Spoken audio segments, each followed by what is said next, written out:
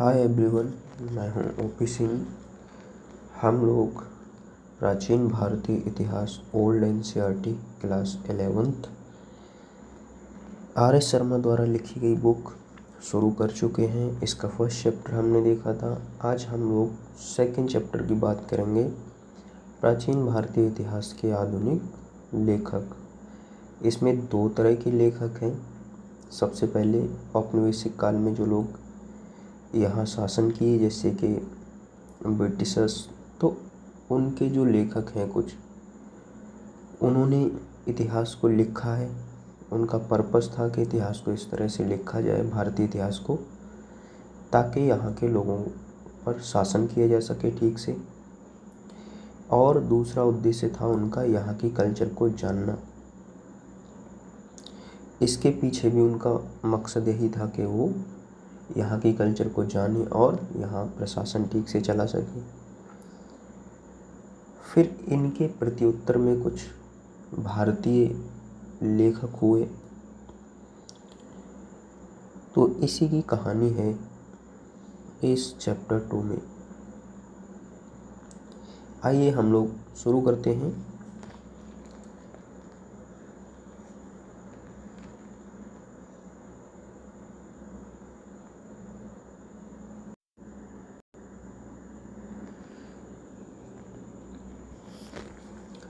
First heading है इसमें उपनिवेशवादियों के विचार और उनका योगदान। उपनिवेशवादियों के विचार क्या थे और उनका योगदान क्या रहा भारतीय इतिहास के लिखने के विषय में।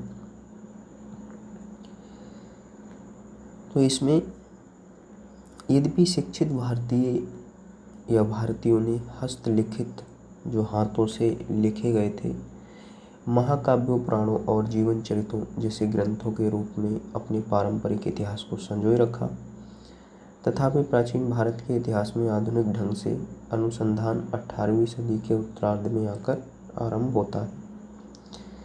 भारत का इतिहास अगर देखें हम तो किस तरह से लिखा गया है। भारत में ज़्यादातर महाकाव्य और धार्मिक ग्रंथों के रूप में। महाकाव्यों की बात करें तो सबसे जो पुराने महाकाव्य हैं भारत के रामायण और महाभारत माने जाते हैं। पुराण आप जानते ही हैं, और जीवन चरित्र मतलब जीवनियाँ, इनके रूप में इतिहास लिखा जाता रहा है भारत का। प्राचीन भारत के इतिहास का जो आधुनिक तरीके से रिसर्च का जो काम शुरू हुआ वो 18वीं सदी के उत्तरार्ध में आकर आरंभ होता है, मतलब 1775 के बाद। ब्रिटेन वालों ने जब यहाँ शासन कायम किया तब उन्हें औपनिवेशिक प्रशासन के हित में इसकी ज़रूरत महसूस हुई, इसकी आवश्यकता महसूस हुई। क्योंकि हम अगर कहीं कोई कॉलोनी है हमारी, तो हम वहाँ शासन कैसे कर सकते हैं। जब हमें वहाँ के रीति रिवाज, परंपराएं और वहाँ के धर्म का ज्ञान होगा तब हम वहाँ के लोगों को समझेंगे और वहाँ प्रशासन कर पाएंगे। तो यही सेम कंडीशन थी अंग्रेज़ों के साथ। जब 1765 में Bengal Bihar East India Company के शासन में आया तब शासकों को हिंदुओं के उत्तराधिकार की न्याय व्यवस्था करने में कठिनाई का अनुभव हुआ। 1765 में बंगाल, बिहार और उड़ीसा के जो दीवानी राइट्स थे और टैक्स वगैरह कलेक्ट करने के जो अधिकार थे वो ईस्ट इंडिया कंपनी के हाथों में पहुंच गए थे। और यहीं से ये कंपनी जो थी वो एक क्षेत्रीय शक्ति बनना प्रारंभ भी हुई थी 1765 से ही। तब इन लोगों के लिए, ब्रिटिशर्स के लिए समझ आया कि हिंदुओं के जो उत्तराधिकार की न्याय व्यवस्था है उसको किस तरह से किया जाए, किस आधार पर किया जाए।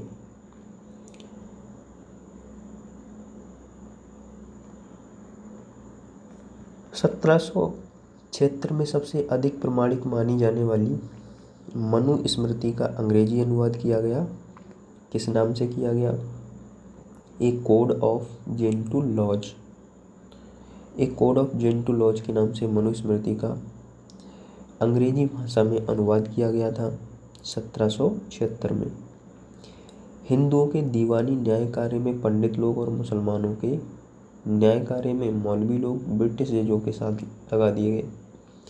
अब इसमें क्या किया और उन्होंने, क्योंकि हिंदू मुस्लिम तो मुख्य कम्युनिटी रही है भारत में, तो ब्रिटिशर्स ने क्या किया, न्याय व्यवस्था में जो जज होते थे उनके साथ अगर मुस्लिमों का विवाद है तो उनके साथ उनके जो मौलाना होते थे, मौलवी होते, उनको लगा दिया गया। हिंदू का अगर कोई विवाद है तो हिंदुओं के लिए पंडित लोग जो होते थे उनको नियुक्त कर दिया गया था उनके अपने जजों के साथ, और इस तरह से वो न्याय व्यवस्था करते थे, न्याय करते थे। प्राचीन कानूनों और रीति रिवाजों को समझने के लिए प्रयास शुरू हुआ जो व्यापक रूप से 18वीं सदी तक चलता रहा, और इसी के परिणाम स्वरूप 1784 में कलकत्ता में एशियाटिक सोसाइटी ऑफ बंगाल नामक शोध संस्था की स्थापना हुई। प्राचीन कानून और रीति रिवाज इनको समझने के लिए प्रयास शुरू हुआ, और 18वीं सदी तक, मतलब 1700 से और 1900 तक ये इस पर रिसर्च जारी रही, और इसी के लिए एक शोध संस्था की स्थापना की गई 1784 में एशियाटिक सोसाइटी ऑफ बंगाल के नाम से। इसकी स्थापना किसने की थी? ईस्ट इंडिया कंपनी के एक सिविल सर्वेंट थे सर विलियम जोन्स। इन्होंने इसकी स्थापना की, और इन्होंने 1789 में अभिज्ञान शाकुंतलम नामक नाटक का अंग्रेजी में अनुवाद भी किया, और 1785 में विलिकन्स ने भगवद गीता का अंग्रेजी में अनुवाद किया। ये मुख्य, जैसे ये महाकवि कालिदास का अभिज्ञान शाकुंतलम नाटक काफ़ी फेमस है, और भगवद गीता तो आप जानते ही हैं। तो इस वजह से इन्होंने इनको अंग्रेजी में ट्रांसलेट किया जिससे कि सभी लोग पढ़ सकें इन्हें। 1804 में बम्बई में एशियाटिक सोसाइटी की स्थापना हुई, और 1823 में लंदन में Asiatic society of great Britain स्थापित हुई। लंदन में भी एक संस्था स्थापित हुई, Asiatic society of great Britain, 1823 में, और ये रिसर्च संस्थाएं थीं। विलियम जोन्स ने यह प्रतिपादित किया कि मूलतः यूरोपीय भाषाएं संस्कृत और ईरानी भाषाओं से बहुत ही मिलती हैं। विलियम जोन्स ने ये बताया कि जो यूरोप की भाषाएं हैं वो संस्कृत भाषाएं और ईरानी जो भाषाएं हैं उनसे काफ़ी मिलती जुलती हैं। इन्होंने जब ये बताया तो फिर इन भाषाओं पर, या फिर भारतीय जो साहित्य है, जो विद्या है, जो इतिहास है, उस पर उसमें लोगों की रुचि बढ़ी। इस तथ्य की खोज में जर्मनी, फ्रांस, रसिया आदि यूरोपीय देशों में भारतीय विधा के अध्ययन में गहरी रुचि जगाई। 19वीं सदी के पूर्वार्ध में इंग्लैंड तथा कई अन्य यूरोपीय देशों में संस्कृत के आचार्य पद, जिसे चेयर्स कहते हैं, वहाँ पर स्थापित हुए। 19वीं सदी के पूर्वार्ध में, मतलब 1925 या के आसपास की 19वीं सदी के पूर्वार्ध की बात है, मतलब 1800 कुछ की बात है। और कई अन्य यूरोपीय देशों में संस्कृत का पद स्थापित हुआ। भारतीय विधा के अध्ययन को, अब यहाँ पद से मतलब ऐसा नहीं कि कोई इलेक्शन वाला कोई पद हो गया हो, ऐसा नहीं है, या कोई चुनाव वाला, बल्कि टीचिंग का ये पद है। संस्कृत के टीचर को नियुक्त किया जाने लगा, कुछ ऐसा। भारतीय विधा के अध्ययन को सबसे अधिक बढ़ावा दिया जर्मनी के सपूत एफ मैक्स मूलर ने। तो मैक्स मूलर का नाम यहाँ निकल के आता है। इन्होंने काफ़ी भारतीय जो साहित्य है, इतिहास है, उसको उस पर रिसर्च की और उसको बढ़ावा दिया। जानने के लिए लोगों को। 1823 से 1902 ने जिनका अधिकांश जीवन इंग्लैंड में बीता, मतलब ये ज़्यादा समय इंग्लैंड में ही रहे। 1857 के विद्रोह ने ब्रिटिश शासकों की आंखें खोल दी। 1857 में जो विद्रोह हुआ उससे इनको सोचने पर ये मजबूर हो गए ब्रिटिशर्स के किस तरह से क्या करें, किस तरह से शासन करें। उन्हें महसूस हो गया कि जिन विदेशी लोगों पर उन्हें शासन करना है उनके रीति रिवाजों और सामाजिक व्यवस्थाओं का उन्हें गहन ज्ञान प्राप्त करना होगा। ये उनको महसूस हो गया था 1857 के सिपाही विद्रोह या प्रथम स्वतंत्रता संग्राम के बाद। इसी तरह क्रिश्चियन मिशनों के धर्म प्रचारकों ने भी हिंदू धर्म की दुर्बलताओं को जानना आवश्यक समझा ताकि वे धर्म परिवर्तन करा सकें और इसके द्वारा ब्रिटिश साम्राज्य को मजबूत बना सकें। अब जो क्रिश्चियन मिशन आए थे भारत में, जो धर्म प्रचारक आए थे, ये हिंदू धर्म की इन्होंने दुर्बलताओं को देखा कि क्या है और फिर उन्हें बता करके लोगों को ईसाई बना सकें, इसलिए इन्होंने ऐसा किया जिससे ब्रिटिशर्स शासन भी कर पाए ठीक से। इन आवश्यकताओं की पूर्ति के लिए मैक्स मूलर के संपादकत्व में विशाल मात्रा में प्राचीन धर्म ग्रंथों का अनुवाद किया गया। तो ये सारी बातें थी। ओवरऑल इनका उद्देश्य था यहाँ पर शासन कैसे ठीक से कायम किया जा सके और उसको रन किया जा सके, तो इसलिए अध्ययन शुरू हुआ था। मैक्स मूलर के नेतृत्व में, इनके संपादकत्व में विशाल मात्रा में प्राचीन धर्म ग्रंथों का अनुवाद किया गया। ये अनुवाद sacred books of the east series में कुल मिलाकर के 50 खंडों में, जिनमें क्या चीजें हैं, जिनमें कई खंडों के अनेक भाग भी हैं। तो ये 50 खंडों में, और उनमें भी प्रत्येक खंड के अलग अलग भाग हैं। 50 खंडों में कई सारी ग्रंथों का अध्ययन जो ट्रांसलेट है वो किया गया था मैक्स मूलर के द्वारा, इनके ही नेतृत्व में। यद्यपि इस सीरीज में कुछ चीनी और ईरानी ग्रंथ भी शामिल किए गए। इसमें चीनी और ईरानी मतलब चीनियों के द्वारा और ईरानियों के द्वारा लिखे गए ग्रंथ भी इसमें शामिल किए गए थे इसी सीरीज में। पर वास्तव में प्राचीन भारतीय धर्म ग्रंथ ही इसमें प्रमुख थे, लेकिन प्रमुखता भारतीय धर्म ग्रंथ ही थे। उपयुक्त अनुवादों की प्रस्तावनाओं में और उनके आधार पर लिखी गई पुस्तकों में पाश्चात्य विद्वानों ने प्राचीन भारत के इतिहास और समाज के स्वरूप के बारे में कई सामान्य निष्कर्ष स्थापित किए हैं। अभी जो अनुवाद किए गए इनकी प्रस्तावनाओं में, मतलब ओवरऑल इनका सार देखें तो, और उनके आधार पर लिखी गई जो पुस्तकें हैं उन पुस्तकों में पाश्चात्य विद्वानों से मतलब है जो वेस्टर्न कंट्रीज़ के जो विद्वान लोग हैं, उन्होंने प्राचीन भारत के इतिहास और समाज के स्वरूप के बारे में कई सामान्य निष्कर्ष स्थापित किए हैं। तो इन लोगों ने, जो पाश्चात्य विद्वान हैं, इन्होंने भारतीय इतिहास और समाज के बारे में कई सारी बातें बताई हैं कि किस तरह का था आखिर भारतीय समाज। ये जो मैक्स मूलर के द्वारा जो चीनी, ईरानी और प्रमुखतः भारतीय धर्म ग्रंथों का जो अध्ययन किया गया, जो सीरीज लाई गई थी, तो उसके आधार पर पाश्चात्य विद्वानों ने निष्कर्ष दिए। क्या निष्कर्ष दिए?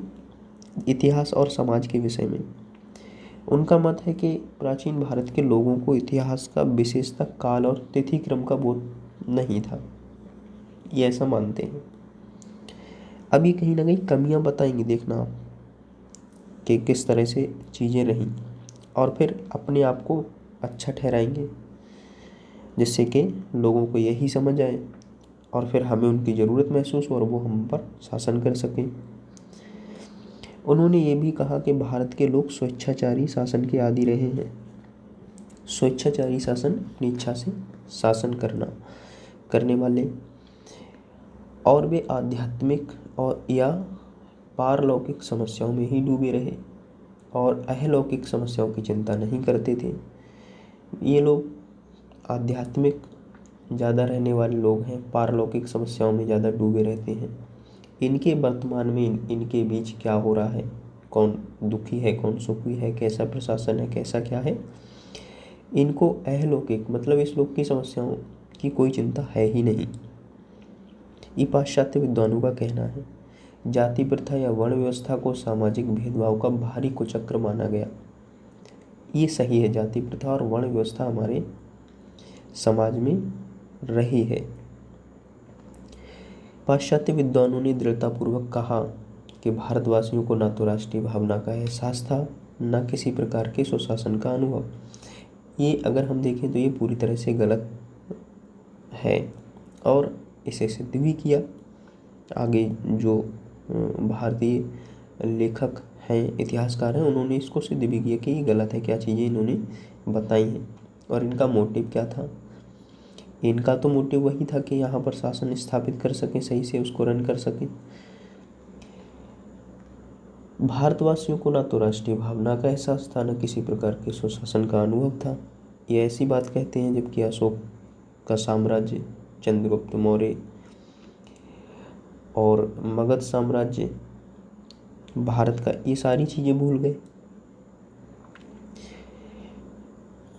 वेदों में राष्ट्र शब्द का सबसे पहले पृथ्वी सूक्त के रूप में उल्लेख मिलता है, जैसे अथर्ववेद में, वो भी इनको पता नहीं।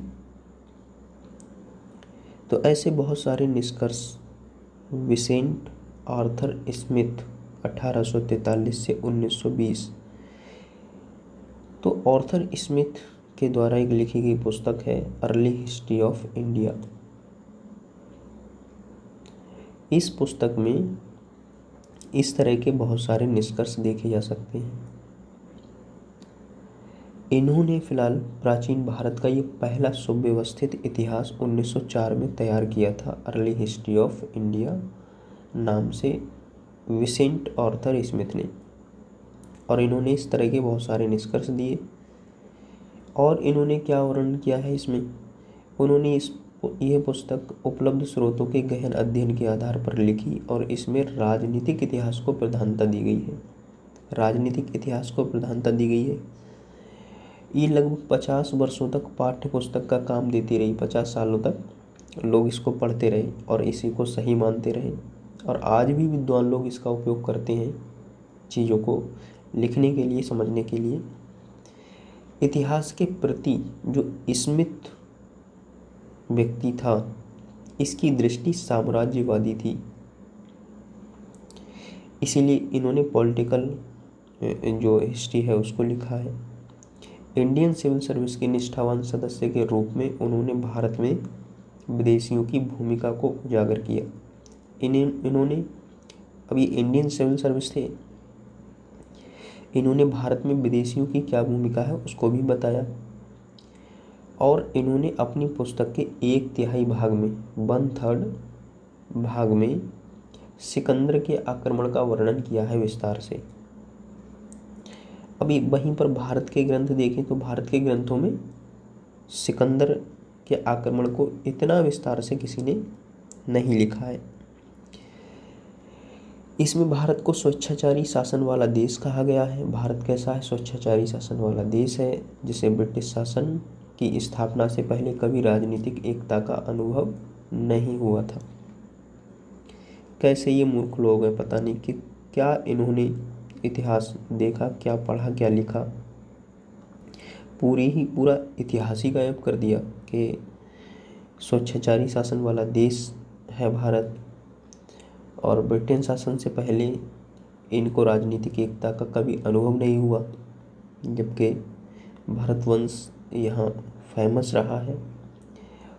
मौर्य साम्राज्य रहा है, मगध साम्राज्य रहा है, इतने वंश हुए, समुद्रगुप्त, गुप्ता शासक,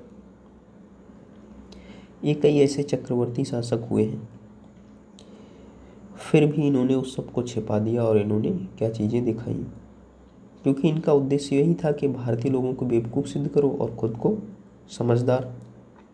और समझदारों की ज़रूरत हमेशा बेवकूफ़ों को होती है, तो इसलिए हम यहाँ शासन कर रहे हैं। उन्होंने लिखा है, वस्तुतः भारतीय इतिहासकारों का सरोकार शासन के एकमात्र स्वरूप तानाशाही है। अब इन्होंने ये भी लिखा है कि भारतीय इतिहासकार जो हैं वो, उनका एकमात्र उद्देश्य क्या है, अगर वो समझते हैं राष्ट्रीयता को, राजनीतिक एकता को, शासन को, तो उनका एक ही जो उद्देश्य है वो क्या है, तानाशाही। मतलब वो तानाशाही को राष्ट्रीयता समझते हैं। सारांश ये है कि ब्रिटिश इतिहासकारों ने, अब देखिए यहाँ से कहानी कि ब्रिटिश इतिहासकारों ने आखिर क्या कहा, उनका क्या उद्देश्य था।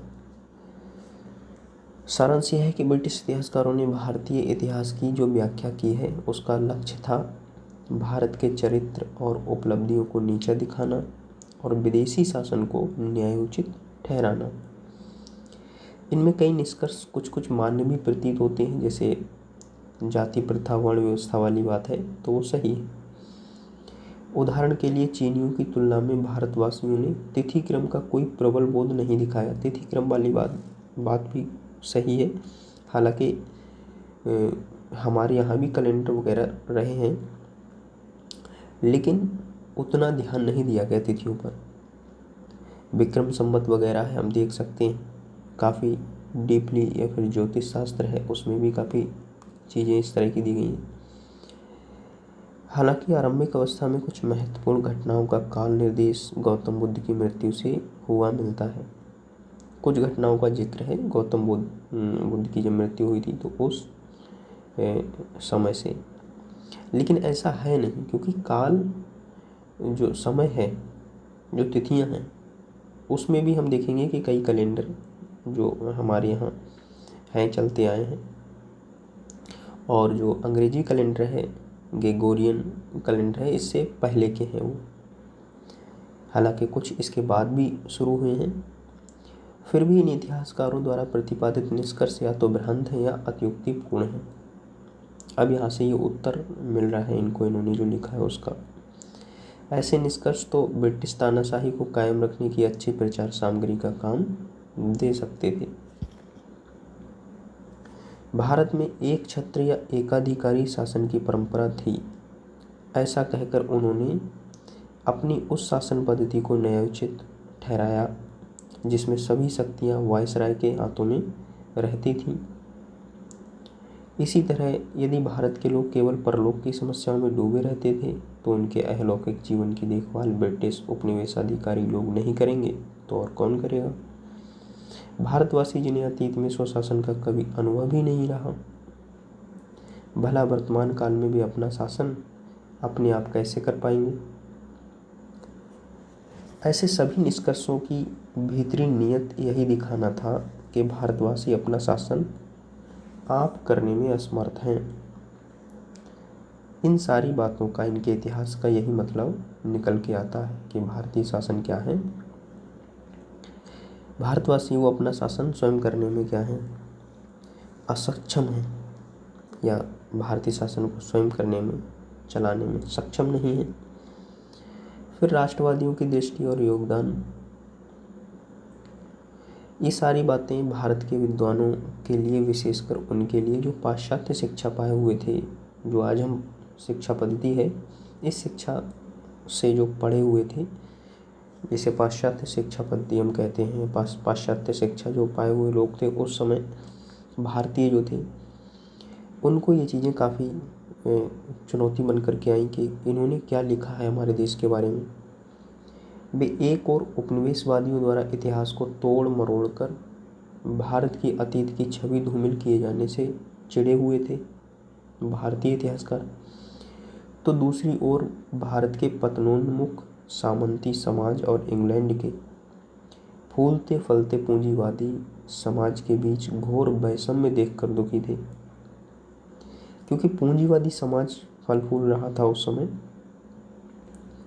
14वीं सदी के आसपास से यूरोप में जो चीज़ें हुई उससे, और भारत में या फिर विश्व में जो सामंती समाज था वो ख़त्म हो रहा था। सामंती समाज कहें तो पूंजीवादी समाज में बदल रहा था तेजी से। बहुतेरे विद्वान दृढ़ संकल्प के साथ मैदान में उतरे।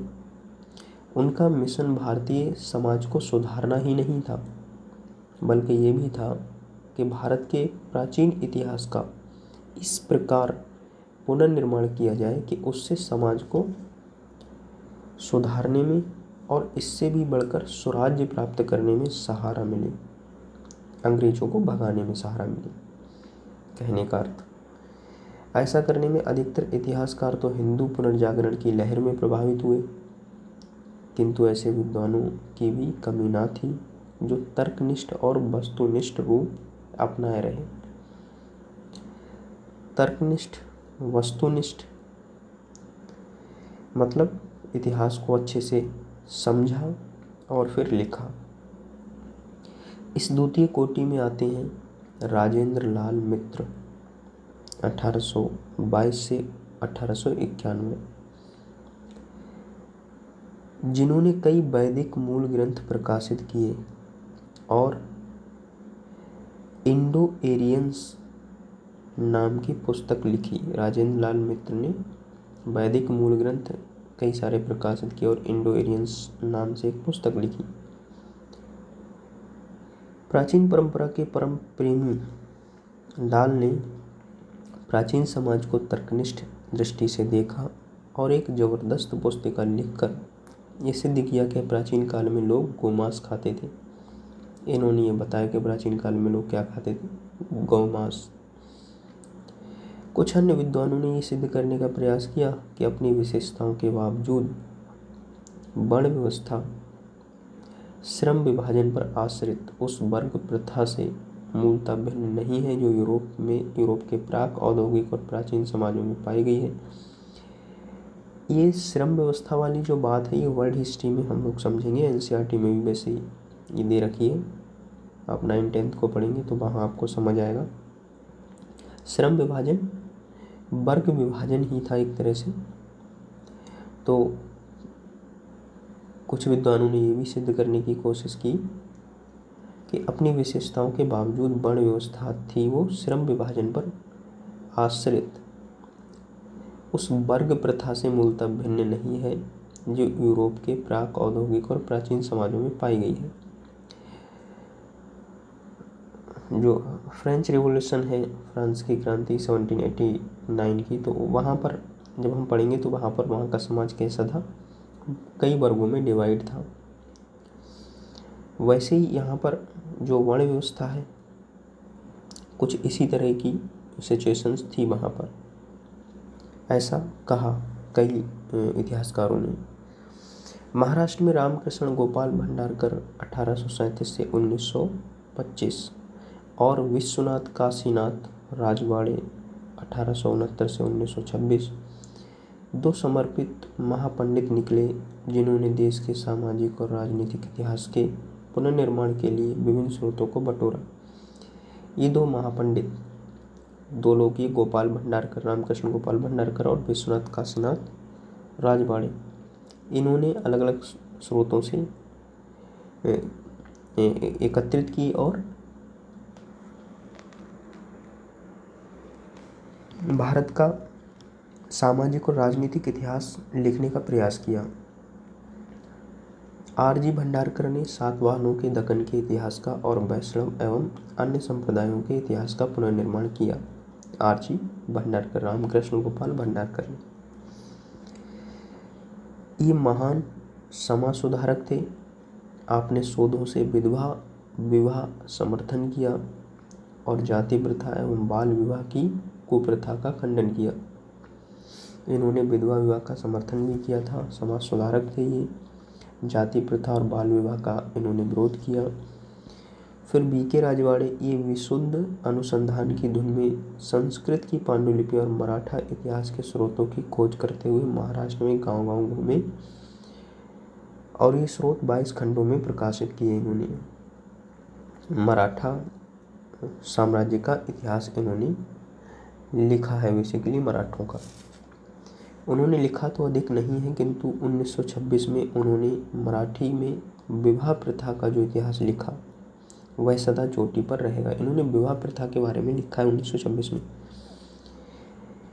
क्योंकि वह वैदिक तथा अन्य शास्त्रों के ठोस आधार पर खड़ा है और उस भारत में विवाह के विकास के विभिन्न प्रक्रमों को लेखक ने गहरी पैठ के साथ बतलाया है। फिर पांडुरंग बामनकाड़े 1880 से 1972 संस्कृत के प्रकांड पंडित और समाज सुधारक हुए। उन्होंने विद्वता की चली आ रही परंपरा को आगे बढ़ाया। उनका विशाल कीर्ति स्तंभ है वो है हिस्ट्री ऑफ धर्मशास्त्र। हिस्ट्री ऑफ धर्मशास्त्र लिखा इन्होंने, जो वर्तमान सदी में 5 खंडों में प्रकाशित हुआ है। सामाजिक नियमों और आचारों का विश्वकोश है ये। धर्मशास्त्रों का इतिहास, इसके सहारे हम प्राचीन भारत में सामाजिक प्रक्रियाओं का अध्ययन कर सकते हैं। समाज किस तरह का था प्राचीन काल में, हम वो जान सकते हैं हिस्ट्री ऑफ धर्मशास्त्र से। भारतीय विद्वानों ने राज व्यवस्था और राजनीतिक इतिहास का गंभीर अध्ययन करके ये सिद्ध किया कि भारत का अपना राजनीतिक इतिहास है और भारतवासियों को प्रशासन की अच्छी जानकारी थी। ये प्रत्युत्तर मिल रहा है अंग्रेजों को, पाश्चात्य विद्वानों को, जो उन्होंने लिखा। इस विषय में श्रेय के अधिकारी हैं पुरालेखविद देवदत्त रामकृष्ण भंडारकर 1875 से 1950, जिन्होंने अशोक पर तथा प्राचीन भारत की राजनीतिक संस्थाओं पर कई पुस्तकें प्रकाशित की। पुरालेखविद हुए एक देवदत्त रामकृष्ण भंडारकर। तो इन्होंने अशोक के बारे में लिखा है। प्राचीन भारत की जो राजनीतिक संस्थाएं थीं उन पर लिखा है इन्होंने और बताया कि भारत क्या है, जो भारत की राज्य व्यवस्था है और राजनीतिक इतिहास है ये कैसा रहा है।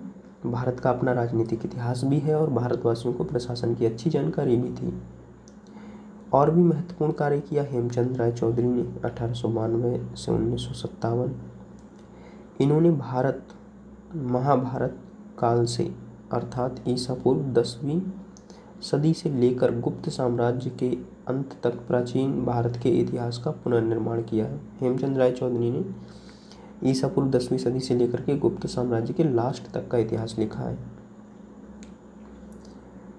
आप चूंकि यूरोपीय इतिहास के अध्यापक थे, यूरोपीय इतिहास के टीचर भी थे, इसलिए आपने इस पुस्तक में कुछ नए तरीकों और तुलनात्मक दृष्टि को अपनाया है। मतलब जो यूरोपीय या पाश्चात्य विद्वानों ने लिखा उसके कंपेयर में इन्होंने कंपैरिजन में लिखा है एक तरह से। चूँकि यूरोपीय इतिहास के ये टीचर भी थे और कुछ नए तरीके से लिखने का प्रयास किया। आपने काल विभाजन की समस्या का विवेचन तो नहीं किया, लेकिन आपका प्राचीन भारत का इतिहास ईसा की 6ठी सदी तक आकर समाप्त हुआ है। प्राचीन भारतीय इतिहास के पुनर्निर्माण में B.A. स्मिथ के योगदान को सराहते हुए भी राय चौधरी ने उक्त ब्रिटिश विद्वान की कई बातों में आलोचना की है। B.A. स्मिथ ने जो इतिहास लिखा उसको सराहा इन्होंने, लेकिन कई बातों में आलोचना भी की है। जैसे आपके लेख त्रुटिहीन विद्वता के द्योतक हैं, एक तारीफ है, किंतु आप जहाँ अशोक की शांति नीति की आलोचना करते हैं कि अशोक ने शांति नीति का पालन नहीं किया, जबकि अशोक ने कलिंग युद्ध के बाद शांति नीति को अपना लिया था, ये आलोचना करते हैं अशोक की शांति नीति की। और वहाँ अशोक की शांति नीति की आलोचना करते हैं तो वहाँ घोर ब्राह्मणवाद का आग्रह प्रकट हो जाता है। हिंदू पुनर्जागरणवाद का इससे भी अधिक पुष्ट R.C. मजूमदार 1888 से 1980 के लेखों में मिलता है, जो बहुत लिखने वाले थे और अनेक खंडों में प्रकाशित history and culture of Indian people के महासंपादक थे। तो R.C. मजूमदार, इन्होंने history and culture of Indian people लिखा है, ये कई खंडों में प्रकाशित हुआ। प्राचीन भारतीय इतिहास के अधिकांश लेखकों ने दक्षिण भारत पर समुचित ध्यान नहीं दिया। यहाँ तक कि दक्षिण भारत में उत्पन्न हुए महान इतिहासविद के नीलकंठ शास्त्री 1892 से 1975 ने भी अपने ए हिस्ट्री ऑफ एंसेंट इंडिया में इसी मार्ग का अनुसरण किया। दक्षिण भारत की ओर ज़्यादा ध्यान नहीं दिया है वहाँ के इतिहास पर, परंतु उन्होंने ए हिस्ट्री ऑल साउथ इंडिया लिखकर इस त्रुटि का परिमार्जन किया। लेकिन बाद में उन्होंने एक पुस्तक लिखी जो ए हिस्ट्री ऑल साउथ इंडिया के नाम से जानी जाती है। साउथ इंडिया, दक्षिण भारत का ही इतिहास लिखा है उन्होंने इस पुस्तक में। उनकी शैली तो कसी हुई है पर लेख प्रांजल अर्थात सरल व स्पष्ट है। उनके द्वारा प्रस्तुत तथ्य उसी तरह विश्वसनीय हैं जिस तरह राय चौधरी के। लेकिन उन्होंने दक्षिण भारत की राज्य व्यवस्था और समाज के स्वरूप के बारे में अपने जो सामान्य निष्कर्ष दिए हैं उन पर बहुत से विद्वानों ने शंका की है कि जो दक्षिण भारत की राज्य व्यवस्था और समाज के स्वरूप के बारे में उन्होंने जो बताया है तो उसमें डाउट है लोगों को, कई इतिहासकारों को। नीलकंठ शास्त्री ने ब्राह्मणों की सांस्कृतिक उत्कृष्टता प्रतिपादित की है और इस बात को भी उजागर किया है कि पूर्वकालीन भारतीय समाज में अच्छी समरसता थी। उनके नेतृत्व में दक्षिण भारत के राजवंशीय इतिहास पर कई प्रबंध पुस्तकें लिखी गई हैं। 1960 तक अधिकाधिक भारतीय विद्वान राजनीतिक इतिहास की ओर आकृष्ट रहे। 1960 तक राजनीतिक इतिहास ज़्यादा लिखा जाता रहा हमारे भारतीय विद्वानों के द्वारा, और उन्होंने अपने अपने क्षेत्रों के राजवंशों की ऐतिहासिक गरिमा के बारे में लिखा। उन्होंने अखिल भारतीय स्तर पर इतिहास लिखा। जिन लोगों ने अखिल भारतीय स्तर पर मतलब पूरे भारत का इतिहास जिन्होंने लिखने का प्रयास किया है वे भी राष्ट्रीय भावना से प्रभावित रहे। जहाँ B.A. स्मिथ ने अपने इतिहास में सिकंदर के आक्रमण को लगभग 1/3 स्थान दिया, वहाँ भारतीय विद्वानों ने इस विषय को बहुत ही कम स्थान दिया है। प्रत्युत उन्होंने सिकंदर के साथ पोरस की बातचीत को तथा भारत के पश्चिमोत्तर प्रांत को सेल्यूकस के हाथ से चंद्रगुप्त मौर्य द्वारा मुक्त कराने की बात को विशेष महत्व दिया। देखिए स्मिथ ने क्या लिखा है, स्मिथ ने सिकंदर के आक्रमण को ही बुक के 1/3 हिस्से में लिख दिया है पूरे में। हम लोगों ने जो भारतीय विद्वान हैं इन्होंने कम उसको महत्व दिया है। केवल पोरस जो पुरुषोत्तम नाम का शासक था सिकंदर के दौरान, तो उसकी बातचीत क्या हुई थी सिकंदर से और किस तरह से सिकंदर का जो सेनापति था सिकंदर के बाद में उसी महत्वाकांक्षा के साथ में ये भी भारत पर उसने आक्रमण किया। तो सेल्यूकस को चंद्रगुप्त मौर्य ने पराजित किया था। इसकी पुत्री थी हेलेना। फिर सेल्यूकस ने हेलेना का विवाह भी चंद्रगुप्त मौर्य से किया। चंद्रगुप्त मौर्य ने 500 हाथी से उपहार में भी दिए और संधि की शर्त के अनुसार पाकिस्तान और अफगानिस्तान वाला जो एरिया है वो भी चंद्रगुप्त मौर्य को मिला। KP जायसवाल 1881 से 1937 और AS अल्तेकर 1898 से 1959 जैसे कुछ विद्वानों ने देश को शकों और कुषाणों के शासन से मुक्त कराने में भारतीय राजवंशों की भूमिका बड़ा चढ़ा करके दिखाई और इस बात को नज़रअंदाज कर दिया कि मध्य एशियाई तथा कुछ अन्य कबीले भारतीय जीव के अविभाज्य अंग हो गए थे। मतलब भारतीय जीवन के अविभाज्य अंग हो गए थे। बहुत सारे लोग यहाँ आए, शक, होड़, कुषाण, और यहाँ आकर बस भी गए और भारत से संपत्ति लूटकर अपने मूल देश भी ले गए। कुछ लोगों ने ऐसा किया, बट ज़्यादातर आक्रमणकारी आए यहाँ, उन्होंने देश को लूटा और यहीं रुक गए, बस भी गए। लेकिन कुछ लोग लूट के भी ले गए। फिर भी KP जायसवाल का सबसे बड़ा श्रेय ये है कि भारतीय स्वरतंत्र मतलब तानाशाही की कपोल कल्पना का उन्होंने ही अंत किया।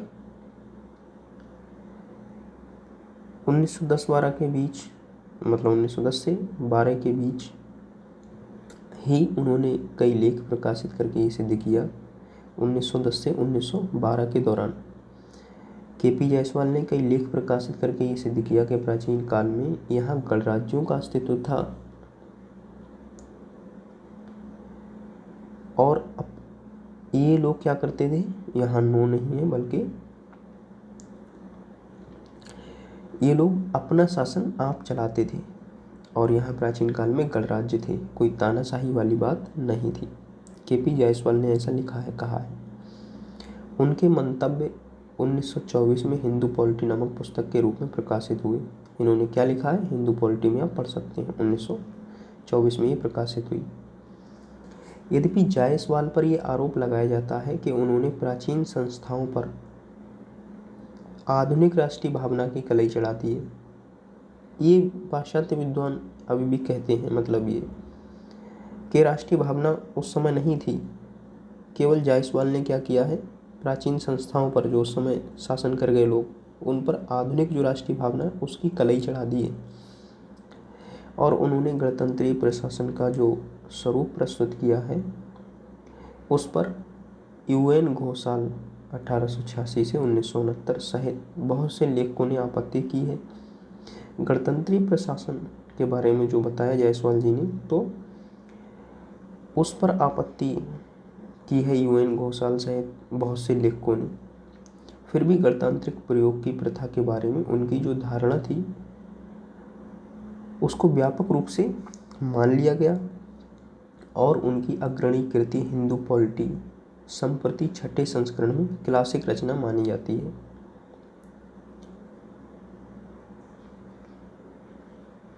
इसके बाद अराजनैतिक इतिहास की ओर मोड़। अभी तक 1960 तक राजनैतिक इतिहास लिखा जाता रहा, अब अराजनैतिक इतिहास की ओर यहाँ से चीज़ें जाती हैं। ब्रिटिश इतिहासकार संस्कृतविद A.L. वैसम 1914 से 1986, इन्होंने प्रश्न उठाया कि प्राचीन भारत को आधुनिक दृष्टिकोण से देखना कहाँ तक उचित है। प्राचीन भारत को अगर आधुनिक दृष्टि से देखा जाए तो ये कहाँ तक सही है। उनके पिछले लेखों से प्रकट होता है कि कुछ नास्तिक संप्रदायों के भौतिकवादी दर्शन में उनकी गहरी रुचि थी। तो A.L. वैसम जो थे, इनकी रुचि किसमें थी, नास्तिक संप्रदायों के जो भौतिकवादी दर्शन है, उनका फिलॉसफी है उसमें। बाद में उन्होंने ये विचार रखा कि अतीत का अध्ययन औत्सुक्यवश और आनंद के लिए होना चाहिए। इतिहास का अध्ययन क्यों करें हम, औत्सुक्यवश, अपनी उत्सुकता के कारण और आनंद के लिए। उनकी पुस्तक वंडर दैट वाज इंडिया 1951 प्राचीन भारतीय संस्कृति और सभ्यता के विभिन्न पक्षों का सुव्यवस्थित सर्वेक्षण प्रस्तुत करती है और उन दृष्टि दोषों से रहित है जिनसे B.A. स्मिथ आदि ब्रिटिश लेखकों की कृतियां ग्रस्त हैं। तो उन्होंने वंडर दैट वाज इंडिया लिखा है 1951 में, और प्राचीन भारतीय संस्कृति और सभ्यता के विभिन्न पक्षों का सुव्यवस्थित सर्वेक्षण इन्होंने प्रस्तुत किया है। स्मिथ की जो दृष्टि थी उससे इतर इन्होंने लिखा है, इन्होंने वास्तविकता को लिखा है, कहने का अर्थ ये है। वैसम की पुस्तक राजनीतिक इतिहास की ओर से अराजनीतिक इतिहास की ओर भी मोड़ दिखाती है, क्योंकि पॉलिटिकल जो हिस्ट्री है उसको लिखा जाता रहा। तो वैसम की जो बुक है ये अराजनीतिक इतिहास की ओर जाती है, मतलब अराजनीतिक इतिहास इसमें लिखा गया है। यही मोड़ D.D. कौशाम्बी 1907 से 1966 की पुस्तक an introduction to the study of Indian history 1957 में लक्षित होता है। फिर 1957 में भी जो D.D. कौशाम्बी थे उन्होंने an introduction to the study of Indian history book लिखी। तो इसमें भी अराजनीतिक इतिहास लिखा गया है, राजनीतिक को छोड़कर, हालांकि बिल्कुल नहीं, लेकिन मोस्टली राजनीतिक इतिहास है। उनके विचार ancient Indian culture and civilisation a historical outline 1965 के द्वारा अधिक फैले। कौशाम्बी ने भारतीय इतिहास को नया रास्ता दिखलाया। वे अपना विवेचन इतिहास की उस भौतिकवादी व्याख्या के अनुसार करते हैं जो कार्ल मार्क्स के लेखों से निकाली जाती है। आप प्राचीन भारतीय समाज, अर्थतंत्र, भारत का समाज कैसा था, अर्थव्यवस्था कैसी थी और संस्कृति, इसके इतिहास को उत्पादन की शक्तियों और संबंधों के विकास के अभिन्न अंग के रूप में प्रस्तुत करते हैं। सर्वप्रथम आपने ही अपनी पुस्तक में जनजातियों और वर्गों की प्रक्रियाओं की दृष्टि से सामाजिक और आर्थिक विकास की अवस्थाओं का सर्वेक्षण किया। आपकी आलोचना वैशम सहित अनेक विद्वानों ने की है, लेकिन आपकी पुस्तक का उपयोग फिर भी व्यापक रूप से होता रहा है। तो अब 1960 तक इतिहास लिखा जाता रहा राजनीतिक। 1951 में वैशम से शुरुआत होती है और बाकी सारे लोग फिर राजनीति को छोड़ के सामाजिक, सांस्कृतिक, आर्थिक इतिहास लिखते हैं। पिछले 25 वर्षों के बीच प्राचीन भारत पर काम करने वाले विद्वानों की कार्यप्रणाली और दिशा निर्धारणों में महान परिवर्तन हुआ है। वे अब सामाजिक, आर्थिक, सांस्कृतिक क्रियाओं पर अधिक, जो सांस्कृतिक प्रक्रियाएं हैं उन पर अधिक जोर देते हैं और उनका संबंध राजनीतिक गतिविधियों से जोड़ने का प्रयास करते हैं। आज के समय में इतिहास की चीज़ें कुछ इसी तरह की हैं। वे मूल ग्रंथों के भीतरी स्तरीकरण, स्ट्रेटिफिकेशन को देखते हैं और उनके पारंपरिक स्वरूप को पुरातात्विक और नृवैज्ञानिक साक्ष्यों से मिलाते हैं। ये सभी ऐतिहासिक अध्ययन के शुभ लक्षण हैं। दुर्भाग्यवश कुछ लेखक धर्म की भूमिका को अधिक महत्व देने लगे हैं और ऐसा समझने लगे हैं कि जो कुछ भी अच्छे हैं उन सभी का उद्भव भारत में ही हुआ है। धार्मिक लोग कुछ ऐसे हैं जो ये समझते हैं कि सारी अच्छी चीज़ें भारत में ही हुई हैं। पश्चिम के लेखक तो अब इस बात पर जोर नहीं देते हैं कि सभी अच्छी वस्तुएं भारत में बाहर से आई, जबकि पश्चिमी लोग क्या कहते हैं, पश्चिमी विद्वान ये समझते थे कि सारी अच्छी वस्तुएं भारत में नहीं थी, वो भारत में बाहर से आई हैं। लेकिन वो भी अब इस बात पर इतना जोर नहीं देते, किंतु उनमें कुछ लोग ये मानते हैं कि धार्मिक धारणाएं, कर्मकांड, जाति, जो वर्ण व्यवस्था, बंधुत्व और रूढ़ी, ये ही भारतीय इतिहास की मुख्य शक्तियाँ हैं। लेकिन पश्चिमी विद्वान ये अभी भी मानते हैं कि भारतीय इतिहास की मुख्य शक्तियाँ यही हैं। वे तरह तरह के विभाजनकारी तत्वों को उछालते हैं जो गतिरोध का कारण पैदा करते हैं। वे समाज की स्थिरता और निरंतरता की समस्या को गौर से देखते हैं।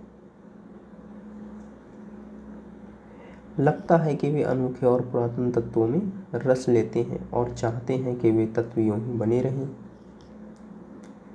इस तरह की दृष्टि का तो यही आशय होता है कि भारतीय समाज न बदला और न बदला जा सकता है। ये पाश्चात्य विद्वानों की क्या दृष्टि है उसको बताने का प्रयास किया जा रहा है।